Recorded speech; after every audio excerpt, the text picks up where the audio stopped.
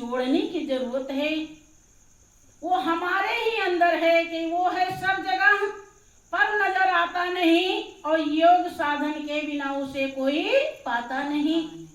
वो हमारे ही अंदर मौजूद है, लेकिन अज्ञानता में हम तीर्थ भी कराते हैं, व्रत भी कर लेते हैं, गीता रामायण भी पढ़ लेते हैं, कथा भागवत भी सुन लेते हैं, अखंड रामायण भी बैठा लेते हैं, लेकिन उसी प्रकार से हम सच्चाई से वंचित रह जाते हैं। जैसे रोटी रोटी रटने से भूख नहीं मिटती है, भूख मिटती है रोटी खाने से।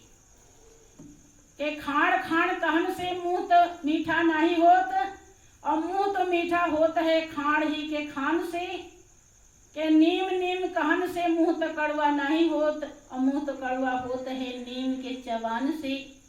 के पानी पानी रटन से प्यास तो नहीं बुझत, और प्यास तो बुझत है पानी ही के पान से।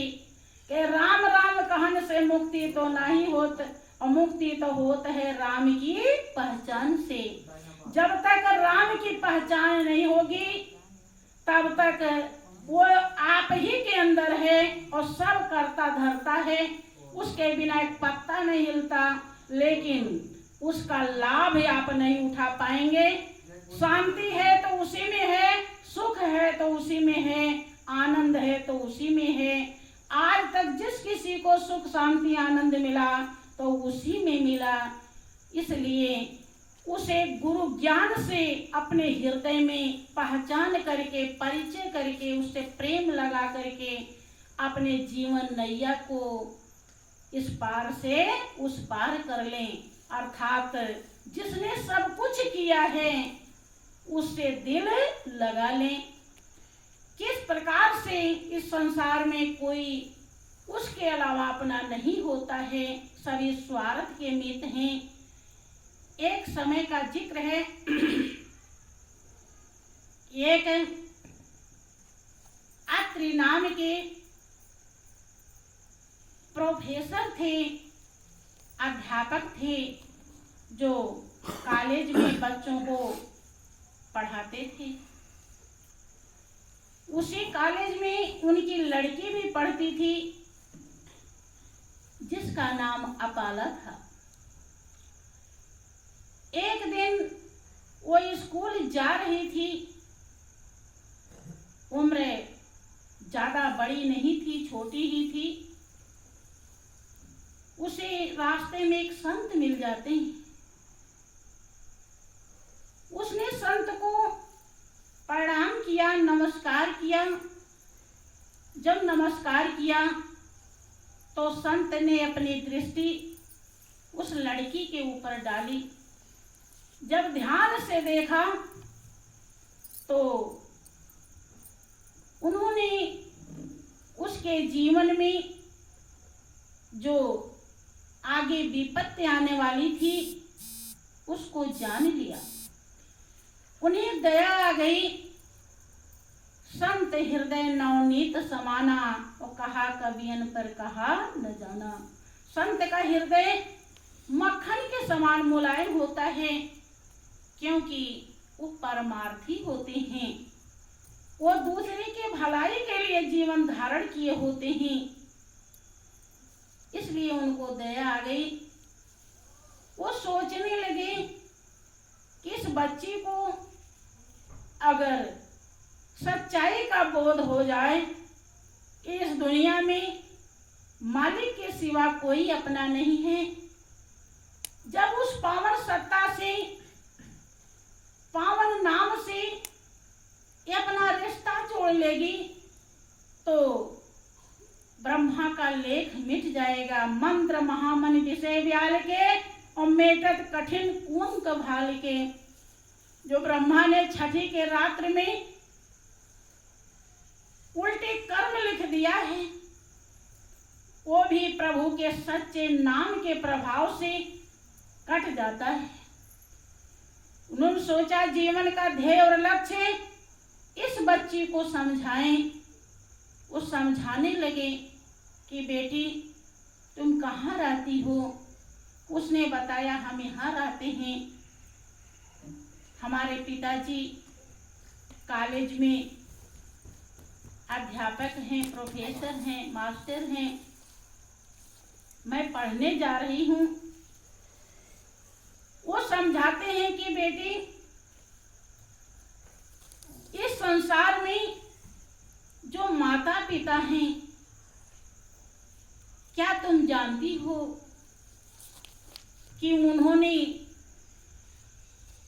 इस दुनिया में वो कैसे आए हैं, उनको किसने बनाया है, या तुम कैसे बन गई हो, क्या तुम्हें पता है? वो कहने लगी कि महाराज, मुझे ये सब बात समझने के लिए टाइम नहीं। उन्होंने सोचा कि कुछ ऐसे प्रश्न रखें जो इसको आश्चर्य लगे और फिर ये गौर करेगी, तब आगे हम वास्तविकता को समझाएंगे। लेकिन वो तुरंत ही कहती है कि मुझे स्कूल जाना है, मुझे टाइम नहीं। भाइयों बहनों,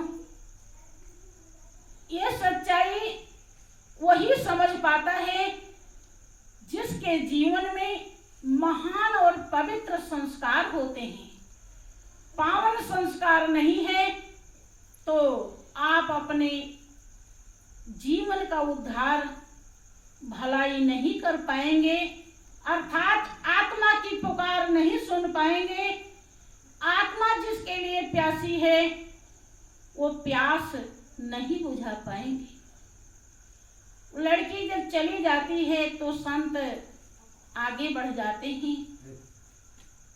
ऐसे करते कराते 2-4 साल बीत गया। अब वो लड़की 18-19 वर्ष की हो जाती है। पहले वो 12-14 वर्ष की थी। अब क्या होता है कि उसके शरीर में कुष्ठ रोग हो जाता है। अचानक शरीर से फूट फूट करके पस निकलने लगा, गलने लगी शरीर, अंदर अंदर शुरू हो गया। अपने पिता से बताती है कि पिताजी, हमको ऐसा ऐसा दिक्कत है, कष्ट है। पिता जो बहुत प्यार करते थे सोचने लगे कि ये तो छुआछूत की बीमारी, अब क्या होगा? अब लाओ इसकी जल्दी से शादी कर दें ताकि बला टल जाए। बहुत ऐसे माता पिता होते हैं कि लड़के को तो अपना औलाद समझते हैं और लड़की को सोचते हैं कि कब इसको दूसरे घर जाना है तो इसलिए करके छुट्टी ले लें। उन्होंने क्या किया कि जल्दी से आनन फानन में अपने ही कॉलेज के एक लड़के से उस लड़की की शादी कर दिया और कुछ भी नहीं बताया कि इसको क्या दिक्कत है, क्योंकि वो अंदर ही अंदर शुरू हुआ था, बाहर दिखाई नहीं पड़ रहा। लेकिन अब वो छुपने वाली तो बीमारी है नहीं। थोड़े ही दिन में, मात्र 10-20 दिन ही बीता होगा कि उसके पति को पता चल जाता है कि हमारी जो पत्नी है वो कुष्ठ रोगी है। बोलिए प्रेम से श्री सच्चिदानंद भगवान की जय। आप लोग सो मत जाइएगा, थोड़ा सा समय लेंगे। ये दुनिया, यद्यपि अगर आप गौर करते होंगे तो आपको अपने आप पता चलता होगा, लेकिन समस्या है कि इंसान पढ़ने लायक ही नहीं बन पाता। बहुत घाव होते हैं लेकिन आप घाव पे मरहम पट्टी कर लेते हैं और फिर वही काम करने लगते हैं। घाव पर अगर ध्यान दें आप तो कभी भी धोखे में फंसेंगे नहीं। अपने ध्येय और लक्ष्य को समझ जाएंगे। फिर क्या हुआ कि उस लड़की को जान जाता है उसका पति कि ये तो कुष्ठ रोगी है। अब घर वालों ने कहा कि इसे घर से निकाल कर बाहर कर दो। अब बाहर एक झोपड़ी थी, उसी में उसको ले जाके रख दिया, डाल दिया और दूर से एक बर्तन दे दिया। वहीं पे रोटी वगैरह लोग फेंक देते थे। उसका कोई भी देखभाल नहीं कर रहा। उसके पिता को खबर किया तो पिता आया ही नहीं। अब घर पर लाएंगे तो हमारे और बाल बच्चों को वो बीमारी हो जाएगी, अब उसको कौन रखेगा। पिता लग रहा कि संदेशा सुने ही नहीं, आए ही नहीं। बार बार संदेशा गया कि तुम अपनी लड़की को ले जाओ, लेकिन पिताजी आए नहीं। अब उसका बीमारी दिन प्रतिदिन बढ़ता रहा। गांव में पूरा हल्ला हो गया कि उनकी बहू, उनकी पत्नी कुष्ठ रोगी है और ऐसे ऐसे कट कट के गिर रहा है। गांव वालों ने कहा कि हमारे पूरे गांव को बीमारी हो जाएगी, उसको गांव से बाहर निकाल दो। उसका पति एक दिन क्या करता है कि रात में 12 बजे गांव से बाहर उसे डंडे मार मार करके निकाल देता है, भगा देता है। वो इतनी दुखियारी थी कि पूरे शरीर में मक्खियां बैठने लगी। कोई भी सहारा नहीं, कोई भी सहयोग के लिए। भाइयों बहनों, लोगों को लगता है कि हमारे ये बाल बच्चे, हमारे माता पिता, पति पत्नी, जब कोई दुख होगा तो हमारा सहारा बनेंगे, हमारे दुख में हिस्सेदार होंगे। भाइयों बहनों, जा पर कृपा राम की होई और ता पर कृपा करे सब कोई। जब उसकी मर्जी होती है तब कोई सहारा बनता है, और जब उसकी मर्जी नहीं होती तो ये रिश्ते नाते रहते हुए भी सहारा नहीं बन पाते। ऐसी ऐसी आपको दिक्कतें हो जाती हैं कि ये सहयोग कर ही नहीं सकते, चाह के भी नहीं कर पाएंगे। आप ऐसी जगह पर पहुंच जाएंगे जहां ये पहुंच ही नहीं सकते। इसलिए कभी भी उसे भूलना नहीं चाहिए, और जो भूल जाता है वो अपने पाँव में ही कुल्हाड़ी मारता है। फिर क्या होता है कि वो लड़की अब क्या करे, जब वो मार मार करके डंडे, और उसके पति ने गांव से बाहर निकाल दिया आधी रात को। अब वो क्या कर सकती है, ना तो मायके वाले हैं ना ससुराल वाले हैं, और दूसरा कोई क्या कर पाएगा। वो रोती हुई चली जा रही है। चलते चलते जब सवेरा होने को चला तो सामने जंगल दिखाई पड़ता है। जंगल में जो घुसने लगी और मन ही मन प्रार्थना कर रही कि हे प्रभु, हे परमात्मा, मैंने सुना है कि तू सब जगह मौजूद है, देखा तो नहीं लेकिन सुना है। मैं तो बहुत ही नीच पापिन हूँ, बहुत अधर्मी हूँ, बहुत बुरे कर्म करी हूँ, लेकिन तू तो निर्दोष, निर्लिप्त, निर्विकार है। प्रभु तुम मेरी पुकार सुन ले, केवल इस शरीर से मेरी आत्मा को अलग कर दे, अब दुख बर्दाश्त नहीं हो रहा। बस इतनी ही दया कर प्रभु, तू तो दया का सागर है, और मुझे कुछ नहीं चाहिए, कोई रिश्ते नाते की जरूरत नहीं है, क्योंकि अगर कर्म बिगड़ गया तो कोई भी साथी नहीं बन पा रहा है। मुझे प्रैक्टिकल अनुभव हो गया। जैसे वो जंगल में घुसने लगी, उधर से एक संत आ रहे थे। और वो संत वही थे जो कुछ दिन पहले उसे मिले थे, जब वो जीवन की सच्चाई समझाना चाह रहे थे, लेकिन वो समझी नहीं, तो तुरंत उनके चरणों में गिर जाती है।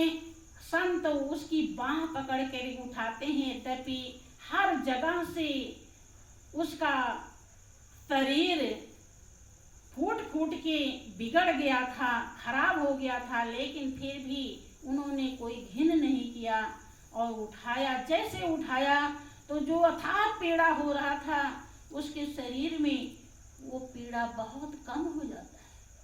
वो सोचने लगी, लगता है कि ये भगवान हैं। कहती है, प्रभु आप बहुत दयालु हैं, आप दया के सागर हैं, आप दया करके मेरे शरीर से मेरे प्राण को निकाल दीजिए, बस इतना ही मांगती हूँ। संत कहते हैं, बेटी इतनी निराश क्यों होती हो? मैं भगवान नहीं, मैं तो संत हूँ, लेकिन तुम इतनी घबराई क्यों हो? कहती है कि अब तो मैं कुछ भी नहीं कर सकती, मेरे लिए दुनिया में कोई नहीं है, किसी का सहारा नहीं है, और इतनी बुरी शरीर से मैं क्या करके। वो समझाने लगे क्योंकि संत के अलावा दुनिया में धैर्य बढ़ाने वाला कोई भी नहीं होता, सभी स्वार्थ के मित होते हैं। वो समझाते हैं, बेटी जो ऋषियों मुनियों ने गति पाई है, जो भक्तों ने गति पाई है, जो योगी सन्यासियों ने गति पाई है, इतनी बिगड़ी हुई शरीर से भी तू वो गति प्राप्त कर सकती। तू मेरे साथ चल। कोई अपने साथ ले करके जाते हैं, और जब गुरु दरबार पहुंचते हैं, जहां उनका आश्रम था, कुटिया थी, वहां जब ले जाते हैं तो कहते हैं कि बेटी युक्ति से मुक्ति होती है, तो जैसे भी बने, ये देख एक टोकरी है, ये फावड़ा है और ये गड्ढा है, इस गड्ढे को भरना है, तुझे सेवा करनी है, जैसे भी तू कर पाओ, लेकिन इसे कर। जब सेवा करेगी तो तुझे मेवा जरूर मिलेगा। अब वो सेवा में लग जाती है। उसके शरीर में ताकत भी नहीं थी, क्योंकि कुछ खाती पीती नहीं थी, बेहोश हो जाती थी, फिर भी उसने सेवा बंद नहीं किया। 2-3 दिन में उसने वो गड्ढा भर दिया। फिर सतगुरु महाराज बेहद खुश होते, क्योंकि कुछ कर्म बाकी थे, जब तक वो पूरा नहीं होता तब तक उसे ज्ञान नहीं मिल पाता। पुण्य पुंज बिन मिले न संता, जब तक पुण्य का ढेर इकट्ठा नहीं हो जाता तब तक सच्चे संत का संग नहीं मिलता, और सच्चे संत नहीं मिलते तो वो सत्य सत्ता का अनुभव नहीं होता, सत्य का संग नहीं होता, जो पहले भी था, आज भी है और आगे भी रहे।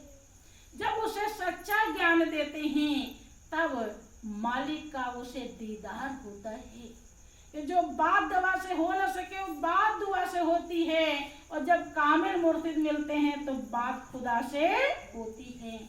अब वो वहीं पर ध्यान में बैठ जाती है और 21 दिन तक ध्यान से उठती नहीं है, क्योंकि उसको ध्यान में वही तो नहीं बैठ पाता जिसको लगता अभी ये करना है तो वो करना है, यहाँ जाना है वहाँ जाना है, लेकिन उसे किसी के लिए कुछ नहीं करना है। अब कोई रिश्ता नहीं उसके जीवन में, सब रिश्ते को वो पहचान गई है। क्योंकि विपत्ति भी आती है भाइयों बहनों तो बहुत कुछ देने के लिए आती है, लेकिन कोई लेने लायक हो कि कोई समझे। भक्त सुजान हरि नित कृपा करते हैं, वो दुख में भी बहुत बड़ी कृपा करते हैं, लेकिन वो कृपा को हम समझने लायक बन नहीं पाते। वो बन गई थी, और जब 21 दिन के बाद ध्यान से उठती है तो वहां पहुंच चुकी थी जहां पहुंचने के लिए ये जीवन मिला है, जहां पहुंच करके जिंदे मुक्ति मिल जाती है, जो मुक्ति मीरा को मिली थी कि सत की नाव खेवटिया सतगुर भव सागर तरियायो और पायो जी मैंने नाम रतन धन पायो, राम रतन धन पायो। भाइयों बहनों, अब परमात्मा से वो अंदर में बात भी करती थी। ध्यान में जब बैठती थी, भगवान कहते थे कि ये तेरी शरीर मैं ठीक करे देता हूँ। वो कहती थी नहीं प्रभु, अगर ये शरीर ठीक होती तो हमें शायद आप नहीं मिलती, लेकिन क्या करें। अब गुरु महाराज जी का आदेश हुआ कि तू जिस सच्चाई को जानी है उसको दूसरे को भी समझाओ, बताओ। अब वो किसी को बताने के लिए जब जाती थी तो सभी अपने दरवाजे से उसे भगाते थे, क्योंकि वो कुष्ठ रोगी थी, शरीर से पस निकल रहा है, ब्लड निकल रहा है, बहुत घिनौना शरीर बन गया है। अब कौन जाने कि इसको गुरु कृपा कितनी बड़ी प्राप्त है और किस तरह से ये अंदर से आनंदित है, हर किसी का अनुभव हो ही नहीं सकता। सभी भगाते थे। तब गुरु महाराज जी ने देखा कि अब ये तो किसी का भला कैसे कर पाएगी, जब कोई इसकी बात ही नहीं सुनेगा तो ये किसी का उद्धार नहीं कर सकती। तो उन्होंने कृपा करके, दया करके उसके शरीर को ठीक कर दिया। जब वो ठीक हो गई तब वो जगह जगह बहुत बड़े बड़े प्रोग्राम करने लगी। जल्दी से कुछ ही दिनों में उसकी ख्याति फैल गई हर जगह, और उसके माता पिता और पति को भी पता चला कि ये कोई ऐसी महान आत्मा है और जो इतना ज़्यादा उसका प्रवचन विख्यात हो रहा है, तो चलो हम देखें कि वो कौन है। उसके पति भी आते हैं और पिता भी आते हैं, देखते हैं, पति देखते हैं कि ये तो मेरी पत्नी अपाला है, और पिता देखते हैं कि तो मेरी बेटी अपाला है। पिता ने हाथ जोड़ा और कहा कि बेटी सुनो। वो कहती है कि आप किसके लिए कह रहे हैं, कौन है आपकी बेटी? यहाँ किसी का कोई बेटी बेटा नहीं है, हमारे एक ही श्री गुरु महाराज जी वही माता पिता हैं, वही हमारे परम पिता परमेश्वर हैं और वही सब कुछ है, सारे रिश्ते नाते उन्हीं से है। क्योंकि आपको वो दिन भूल गया कि जब आपको संदेशा मिला था, लेकिन फिर भी आप हमें देखने तक नहीं आए। तो काहे को पिता और काहे को बेटी, यहाँ कोई किसी का रिश्ता नाता नहीं है। आज जो सुख शांति हमें आनंद मिला है वो किसी जन्म में नहीं मिला था और कभी मिलेगा भी नहीं। ये गुरु चरणों से मिलता है, यहीं पर आपका भी ठिकाना है। पति को भी यही बात समझाती है कि तुम्हारे भी परमपिता परमेश्वर यहीं से मिलेंगे तुम्हारे लिए भी, और तभी तुम्हारी आत्मा को संतुष्टि हो पाएगी, आत्मा की प्यास बुझ पाएगी। इस दुनिया में कोई किसी का नहीं है। अपने कर्म को अगर बिगाड़ लोगे तो हमारे जैसी तुम्हारी भी दुर्दशा होगी। तो इसलिए अब से ही संभल जाइए और गुरु चरणों में झुक करके उस रोम रोम में रमने वाले मालिक की पहचान करके, उसका ध्यान लगा करके, प्रेम लगा करके अपने जीवन का उद्धार कर लीजिए, और नहीं तो पश्चाताप के सिवा कुछ भी हाथ नहीं लगता है। पल भर में जिंदगी धोखा दे जाती है। भाइयों बहनों, जब तक बुलावा ना आवे और इस दुनिया से जाना ना पड़े, तब तक हमें अपने जीवन की मंजिल को प्राप्त कर लेना चाहिए। खाना पीना सो जाना राह खर्च है, लेकिन हमारा ध्येय और लक्ष्य वो परमपिता परमेश्वर है। मनुष्य जीवन का मुख्य उद्देश्य है ईश्वर की पहचान कर लेना, जान लेना, अपने की पहचान कर लेना। हम हाड़ मांस की चमड़ी हैं, शरीर हैं कि कुछ और हैं। जो इसकी पहचान करके और उसमें स्थिर हो गया, वही जीवन की कीमत को प्राप्त कर पाया है। आगे पश्चाताप के सिवा कुछ हाथ नहीं लगता। तो बोलिए प्रेम से श्री सच्चिदानंद भगवान की जय, श्री सद्गुरुदेव महाराज की जय।